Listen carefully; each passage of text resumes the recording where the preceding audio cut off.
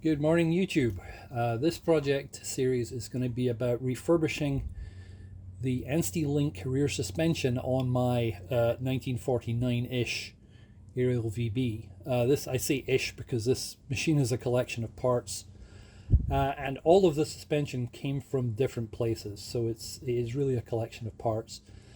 Ansty Link suspension was used by Ariel from I think the late 30s until 1954. Before they introduced the pivoted rear fork, more commonly known as the swing arm. The plunger here is a vertical shaft that goes up and down. Some manufacturers, including BSA and Triumph, they would actually connect the axle to this and it would go straight up and down.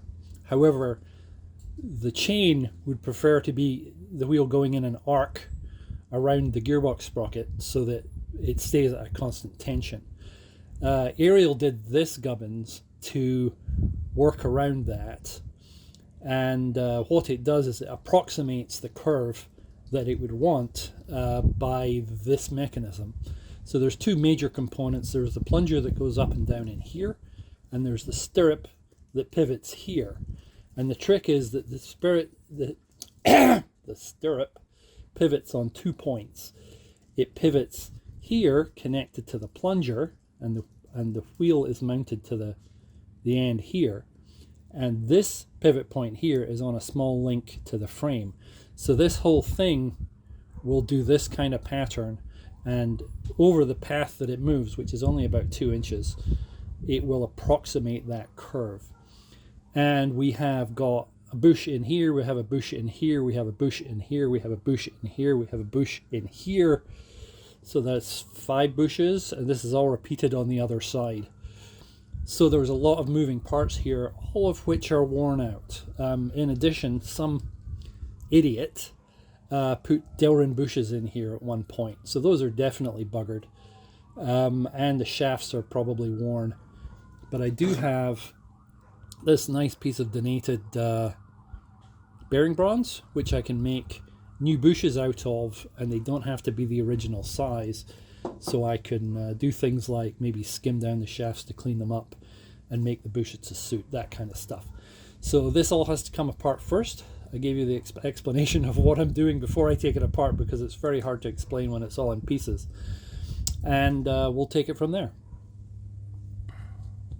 So this is where I would use the Benny Hill theme, except of course it's copyright and you can't. So anyway, we get it up on the stand. The first objective here is to get the wheel off, so I have to support the bike in another way. I don't have a rear stand yet, so I measure and cut a piece of wood that will go from side to side on the stand to support the frame, and then I realize that the exhaust is in the way, so I have to cut it shorter. And then I find it's not high enough, so I add another piece, and then we get the wheel off the ground, and the wheel comes off. This is not the original wheel. This may or may not be the wheel that I use. It is a Honda 400, I think, front wheel from the 1970s. These are my Whitworth spanners, because of course all the nuts here are Whitworth sizes, which are not standard, they're not metric, they're not inch, they're something else, Whitworthy. So get all the pieces off. Start for the left hand side. You can see better what's happening here on the right hand side.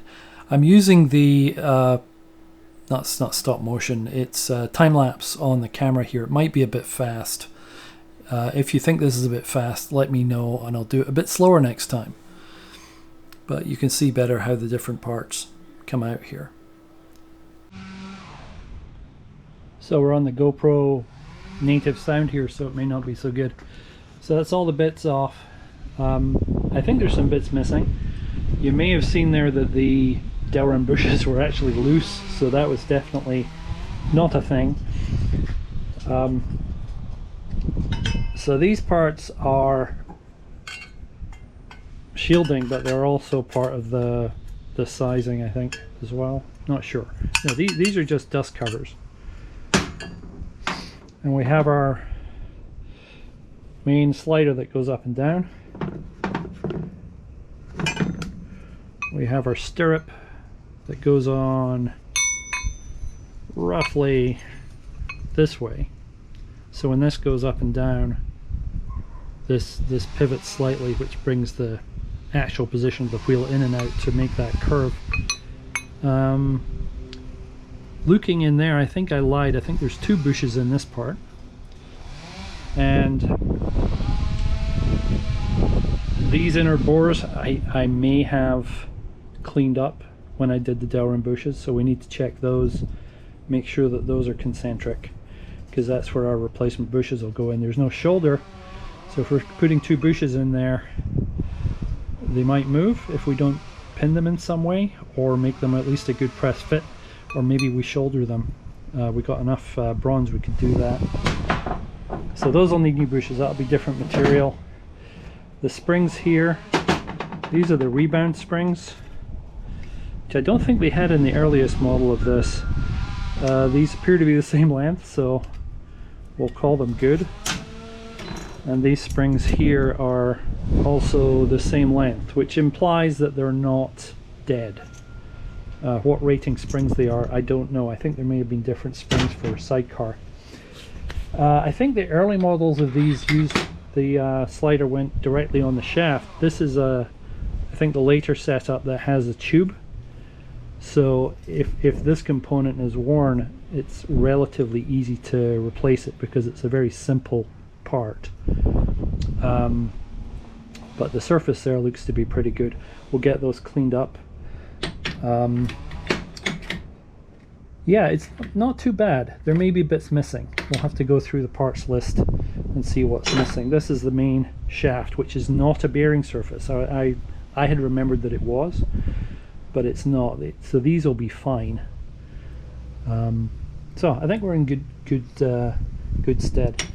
One of the features on this is just from a design standpoint, this nubbin here locks into a hole in the brake plate, which gives you your torque arm. So instead of having a torque arm to your brake plate, it goes on here. So this thing goes in the way. And I was planning to put a modern disc brake on there. Well, when I say modern, sort of, 1970s something.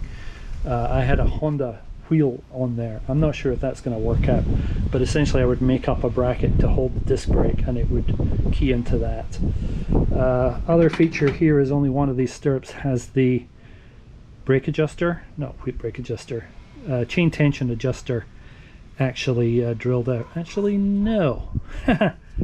There you go. They're both drilled out, but only on one side. See, they're on both sides. So that's weird. You can see these came out of the same, basically the same pattern. They just would have blocked that off when they were casting these ones. So some things need to be cleaned up. These should be fine though. Next part is degreasing and derusting. Get everything clean so we can see where we're at. Just cleaning off the grease with mineral spirits, scraping off anything that's lumpy, and then I'll drop it in the deruster, which is not Evaporust, it's something else which I think I got at Harbor Freight because, well, Harbor Freight. And that's all there is to it just now. In the next episode I will go through the parts quickly and pick something to actually machine and figure out what bits are missing and order the missing bits that I'm not going to make. And also figure out which version of the rear suspension we have here, because they did revise the design over the years. If you're enjoying this, like and subscribe, and I will see you next time. Thanks for watching.